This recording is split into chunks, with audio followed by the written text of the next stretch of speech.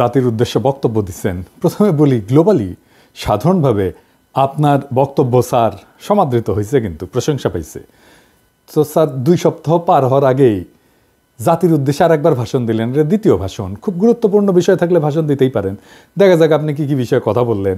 July August বিপ্লব নিয়ে শুরু করলেন, বললেন বন্যা নিয়ে, আনসারদের অবরোধ, পরোক্ষভাবে গার্মেন্টস, গণভবনকে জাদুঘর বানানো, 6টা বিশেষ কমিশন, আর কারে ভোট দেওয়া যাবে না, এই নিয়ে আপনার ব্যক্তিগত মতামতকে রাষ্ট্রের নামে চালাইলেন। কিন্তু পাইলাম না কয়েকটা গুরুত্বপূর্ণ বিষয়ের আলাপ।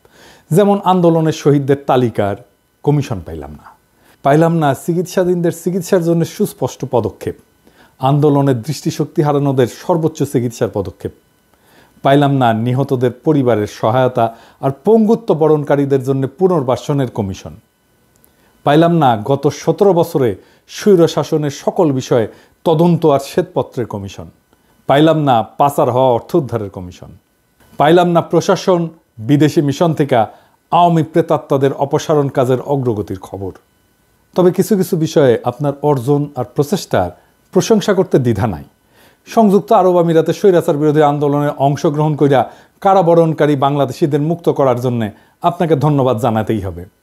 চায়না আর রাশিয়ার সাথে আমাদের ঋণের সুদহার কমানো আর পরিশোধের সময় বাড়ানোর আলোচনা আর একটা ভালো পদক্ষেপ। তেমনি জাইকা, বিশ্বব্যাংক এগুলো থেকে জরুরি ঋণ সহায়তার উদ্যোগ নেওয়াটাও ভালো পদক্ষেপ। পাশাপাশি হাসিনা যে শেষ সময় 60,000 কোটি টাকা ছাপায় মুদ্রাস্ফীতি কইরা জিনিসপত্রের দাম বাড়াইছে, সেটা আরও পরিষ্কার করে বলতে পারতেন, তো ছোট কইরা না আর কি। আপনি প্রাণ খুইলা সমালোচনা করতে বললেন বলেই বলতেছি। তবে আমরা বললাম আর আপনি শুনলেন কি শুনলেন না, এটা যদি ভিতরের মতলব হয় তাহলে কিন্তু বিষয়টা ভালো হইল না। আমরা তো কিছু অ্যাকশন দেখতে চাই, তাই না? নাহলে কি আর করা, তার ব্যবস্থা তো হবেই। তো কি করেন? আজ আমি শুধু ধরবো সংস্কারের জন্য করা 6টা কমিশন নিয়ে, বাকি বিষয়গুলো পরের এপিসোডে আলাপ করব। যেহেতু বাংলাদেশ রাষ্ট্রের কাঠামোগুলো এখনো গণস্বার্থ বিরোধী পক্ষগুলোর প্রভাবী প্রবল, সেহেতু আমি শুরু থেকে 3টা সতর্কবাণী উচ্চারণ করে রাখতেছি। কি কি? 1 নাম্বার, এই কমিশনগুলোকে তাদের উপর অর্পিত দায়িত্ব এবং কর্মগুলোকে অবশ্যই নির্ধারিত 3 মাসের মধ্যে সম্পন্ন করতে হবে। কোনো অজুহাত বা বিবেচনাতে 3 মাসের মেয়াদ বাড়ানো যাবে না। যারা পারবেন না, সংশ্লিষ্ট সেই কমিশন বা কমিশনগুলোকে অযোগ্য ঘোষণা করতে হবে। 2 নাম্বার, সংস্কার ভাবনার রূপরেখাও এরপরে 1 মাসের মধ্যে চূড়ান্ত করতে হবে। তাইলে আমরা ধরে নিতে পারি 2025 সালের জানুয়ারি মাসের মধ্যে এই সমস্ত কর্মকাণ্ড সম্পন্ন কইরা বাংলাদেশ তার পরবর্তী ধাপে পা রাখবে।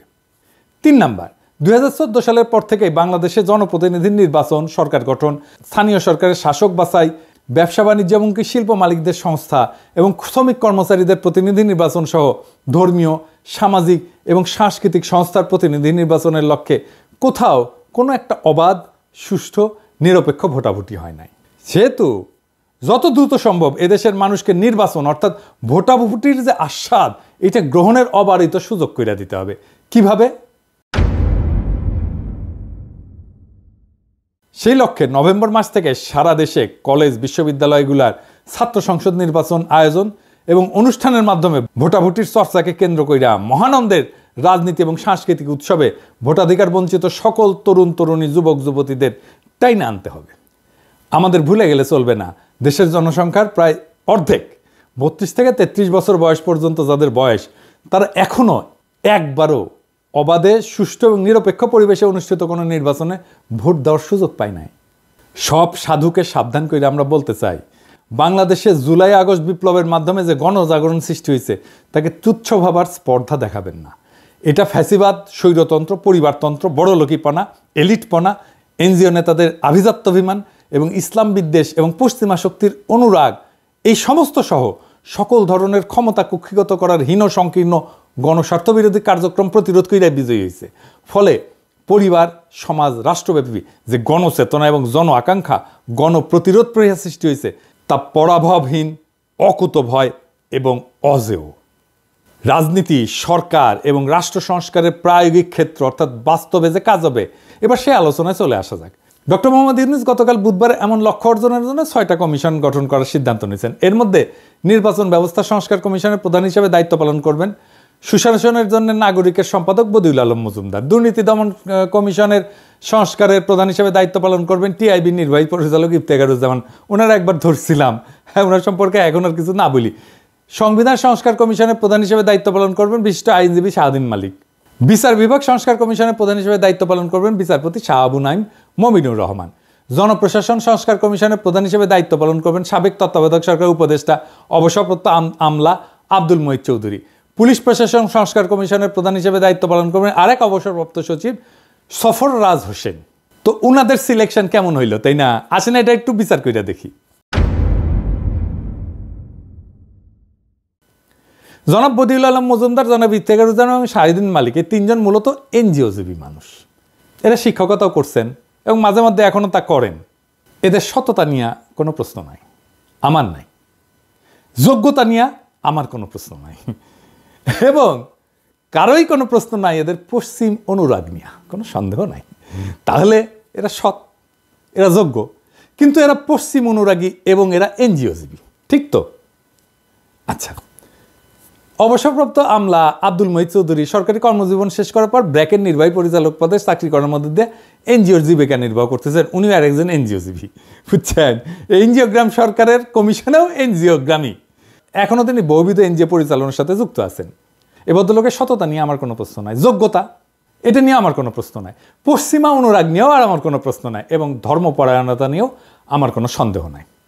বিচারপতি শাহ আবু নাইম মমিনুর রহমান, ওনারা চেনেন কিনা জানি না, সমসাময়িক বিচারপতিদের মধ্যে নিয়ে এক বিরল চরিত্র, আত্মসম্মান মর্যাদা সম্পন্ন একজন সৎ, দক্ষ, যোগ্য, ধর্মপরায়ণ এবং সাহসী মানুষ। বাংলাদেশের বিচার অঙ্গনে তিনি ব্যাপকভাবে সমাদৃত ব্যক্তি। উনারই আসলে প্রধান বিচারপতি হওয়ার কথা ছিল, হন নাই। কেন জানেন? উনি হান্নান শাহের ছোট ভাই, বিএনপির হান্নান শাহের ছোট ভাই। উনার বাবা মান্নান শাহ কৃষক প্রজা পার্টি এবং মুসলিম লীগের নেতা ছিলেন, পাকিস্তানের খাদ্যমন্ত্রী ছিলেন।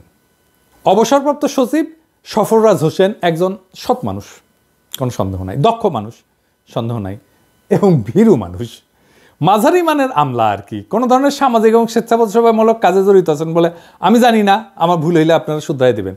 তো প্রফেসর ইউনূস ওনার নাম বক্তৃতার সময় ভুলভাবে উচ্চারণ করে বলেছিলেন সরফরাজ চৌধুরী বলছিলেন। তো পুরা রাত কেটে বৃহস্পতিবার সকাল না হওয়া পর্যন্ত দেশবাসী জানতে পারেন নাই তিনি আসলে সাবেক সচিব সফররাজ হোসেন। এদের একজনও তরুণ বয়সে বাংলাদেশের মুক্তিযুদ্ধে সরাসরি অংশগ্রহণ করেননি, যদিও ওনারা প্রত্যেকেই তখন আমাদের স্যার জাফর ইকবালের মতো তাবর তরতাজা যুবক ছিলেন। তবে অপ্রত্যক্ষভাবে ৭১ এবং তাদের পরিণত বয়সে এবং বৃদ্ধকালে সকলেই সদ্য সম্পন্ন বিজয়ী গণ অভ্যুত্থানের সমর্থকের ভূমিকা পালন করছেন। এই ব্যাপারে আমার কোনো সন্দেহ নাই। জাতিসংঘের তত্ত্বাবধানে প্রত্যেকটা ঘটনার তদন্ত দাবি করে বিক্ষুব্ধ ৭৪ নাগরিকের বিবৃতি, এই শিরোনামে ২৯শে জুলাই প্রথম আলোতে প্রকাশিত খবরে দেখা যায় বদিউল আলম মজুমদার, ইফতেখারুজ্জামান এবং শাহিদিন মালিক সাইন করছিলেন। কিন্তু এইখানে গুরুত্বপূর্ণ বিষয় আছে, প্রফেসর ইউনূস স্যার, আপনি একটু শুনে থাকেন, আপনি হয়তো খেয়াল করেন নাই। এইখানে গণ অভ্যুত্থানের তৃতীয় শক্তির অনুপ্রবেশের যে অভিযোগ তৎকালীন অবৈধ প্রধানমন্ত্রী এবং খুনি হাসিনা তুলছিলেন, সেটার প্রতি সায় দিছিলেন এই তিনজন। কিন্তু ওই তিনজন বলছিলেন অন্যদিকে বিরোধী পক্ষ ছাত্র আন্দোলনের প্রতি সংহতির নামে একে নিজেদের রাজনৈতিক সুবিধা অর্জনের জন্য ব্যবহার করতে চেয়েছেন বলে অভিযোগ রয়েছে। এই তিনজন এই কথা বলছেন, তার মানে হাসিনার সাথে ওনারা সুর মিলাইছেন। ওই বিবৃতিতে আরও বলছেন যে এই আন্দোলন চলাকালে নাশকতামূলক তৎপরতার কারণে বেশ কিছু রাষ্ট্রীয় প্রতিষ্ঠান স্থাপনা এবং সম্পদ ক্ষতিগ্রস্ত হয়েছে, যা কোনোভাবে সমর্থনযোগ্য নয়। ওনারা বিপ্লবী সহিংসতার বিরোধী ছিলেন, তার মানে বিপ্লবের বিরোধী ছিলেন। সুষ্ঠু এবং নিরপেক্ষ তদন্তের মাধ্যমে এই সমস্ত নাশকতার জন্য যারা দায়ী তাদের চিহ্নিত করে আইন অনুযায়ী শাস্তির দাবি জানাইছিলেন তারা। তার মানে আমাদের শাস্তি দিতে চাইছেন ওনারা। কথা সত্য কি না? কি বদিউল আলম মজুমদার, শাহিদিন মালিক ভাই, ইফতেখারুজ্জামান সাহেব বলছেন তো? তার মানে আপনারা আমাদের শাস্তি চাইছেন এবং বিপ্লবোত্তরকালে আপনারাই আমাদের কমিশন কইরা আমাদের সংস্কার করবেন। ফাজলামো করেন আমাদের সাথে। আপনারাই বলেন। এই সমস্ত সম্মানিত ব্যক্তিদের সম্পর্কে আর কি বলবো। শাহিদিন মালিক সম্পর্কে একটু আলাদা করে বলি। উনি ভালো মানুষ, কোনো সন্দেহ নাই, জ্ঞানী মানুষ, কিন্তু কর্মী মানুষ কি? উনি চোখে দেখেন না, সেটা সমস্যা না, কিন্তু উনি একজন ভীতু কাপুরুষ মানুষ, তাই ওনার জ্ঞানকে তিনি কাজে লাগাইতে পারেন না। উনি যা বিশ্বাস করেন সেটাকে আঁকড়ে ধরে শক্তভাবে তার পক্ষে দাঁড়াইতে পারেন না। আমি একটা এক্সাম্পল দিই।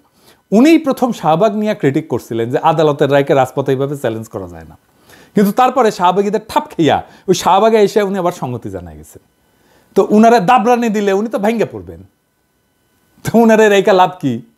আরও গুরুত্বপূর্ণ এবং এটা সব জটিল ব্যাপার যে শাহিদিন মালিক মুজিবের তৈরি ৭২-এর সংবিধানকে মুক্তির দলিল মনে করে। 2011-র 10 এপ্রিল সুজন একটা গোল টেবিল করছিল, ওইখানে স্বাধীন মালিক